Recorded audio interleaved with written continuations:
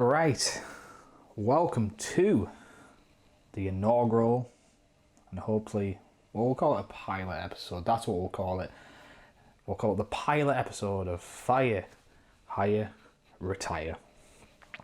Sort of like Fuck, Marry, Kill, or even Snog, Marry, Avoid if you're that way inclined.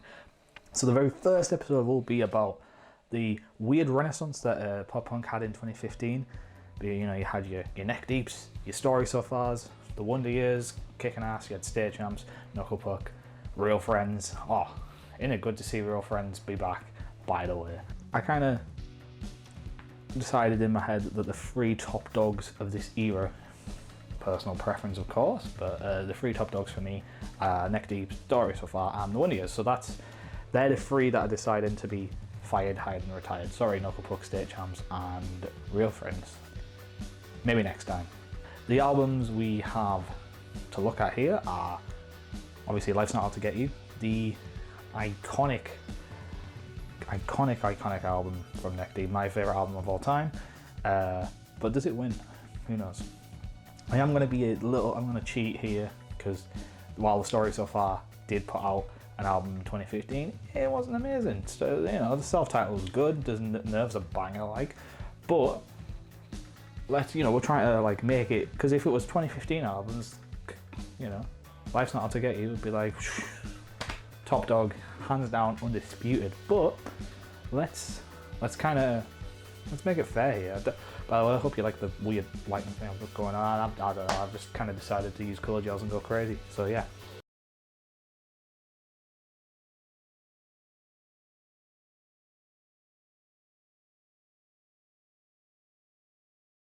And of course the Wonder Years, again, I feel like they brought out something in 2015. If they didn't, it was the year before, the year after. But that's not the album we're looking at. We're looking at The Greatest Generation. Some would say the greatest pop punk album of all time. Let's talk about things these albums did well. We'll start off with the Wonder Years since they went last. I mean, just a weird, you know, obviously pop punk being a very juvenile kind of genre, a very light-hearted genre, a fun genre, if you will. The Wonder Years were like, nah, like, we're like 26-year-old adults. We have all these feelings. We've got all these actual problems, not first world problems. We wanted to leave our town years ago. Now we've got like identity problems, you know. I'm just thinking of Passing Through a Screen Doors like lyrics, you know. There's so many lyrics in that song, you know. Obviously, the I'm 26, all the people I graduated with have kids, have wives, all the people who care if they come home at night, right? That hits hard. Or even all the kids' names I've ever liked are tied to tragedy. It's just really, I mean, it probably sounds cringe and edgy when it's like said in this context, but like, nah, like when you hear it, it hits different. It hits different for sure. And that album is full of it, you know. I Just Want to Start My Funeral might be one of the greatest outro tracks of all time. And Devil in My Bloodstream, war tune. So yeah, you know, all these mature themes, and it was weird. It was a good kind of weird though. Now, Story So Far, you got Under Soil and Dirt, the album that kind of launched them into the stratosphere. It was kind of weird because, you know, when that came out it was 2012, and you know, you had like your Newfound Glories, your Wonder Years, you know, guys like Paramore had left the scene sort of. Same with Fall Out Boy was gone mainstream. I think they might have been on a break at that point. I don't remember. My history is bad. And Panic started to go in a different direction. So it was like a lot of unclaimed territory that was up for grabs, you know, like, and Parker and the guys just took it and went, yeah, Under Soil and Dirt, this is angsty, I'm gonna point my finger really aggressively, I hate my ex, can't stand her. Nah, like, some absolute bangers, Quicksand obviously, Rome, Mount Diablo, Placeholder, what a tune that is as well, absolute bangers. Nothing full of bangers, but we'd be here all day talking about it, but really brought, really took like, you know, the pop side of pop punk and was like, nah, we don't want that, we are introducing this angsty kind of punky, we are introducing the punk in a pop punk, and yeah, that's always been kind of there, if you want to say it was, but, you know, I wouldn't call Story So Far like an actual punk band or even a post-hardcore band or a hardcore band, but they took each element and brought it into pop punk and started a revolution almost, to be honest. And lastly, my personal bias will probably dictate here, but Life's Not Out to Get You, what an album.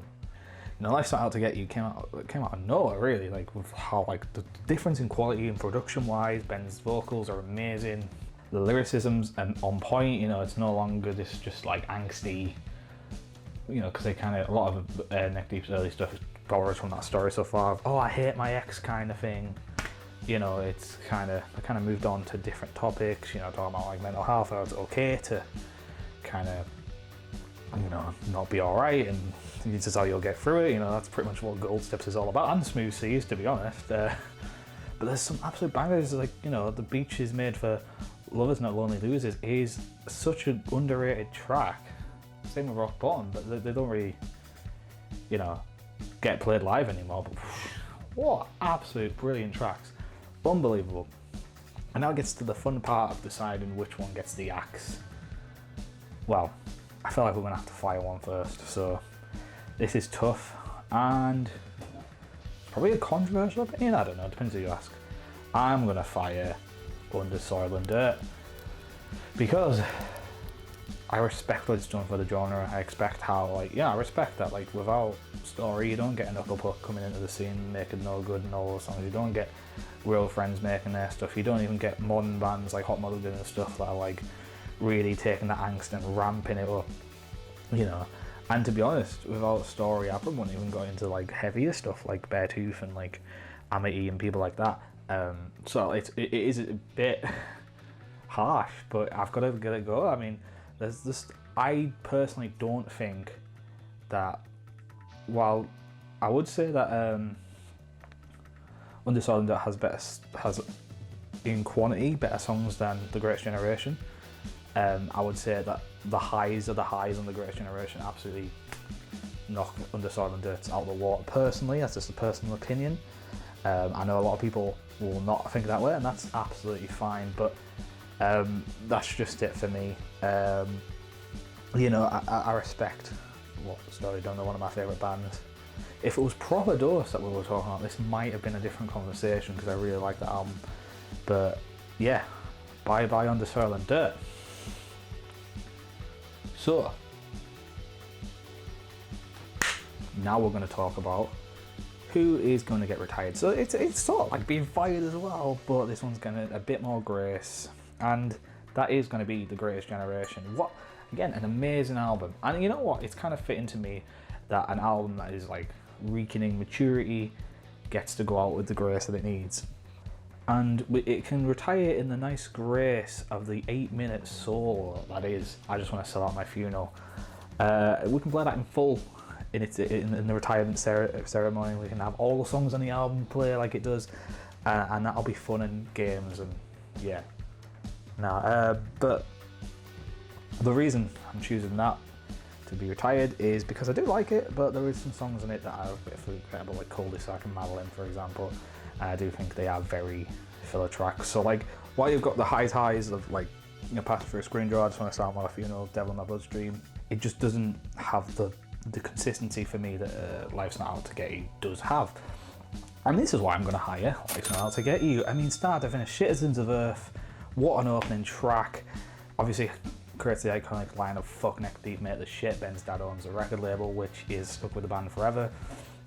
You got Fret Level Midnight, what a track.